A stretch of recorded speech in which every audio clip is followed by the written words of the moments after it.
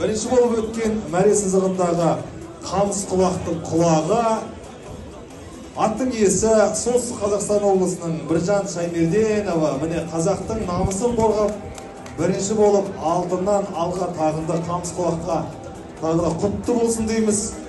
Шабандозы Әмір Серік, бапкері Қуаныш Шаханбаев. Осыған дейін Кереку жерінде сөзімді аяқтап жеткізейін.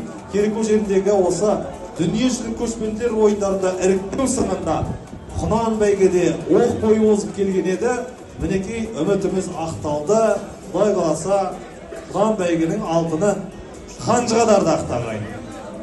Расында қамыс құлақ Біржан Шаймерденов ағамыздың арманы жоқ шығар шекін. Қуаныш Шаханбаевтың шаттанып жатқан айдан анық қой.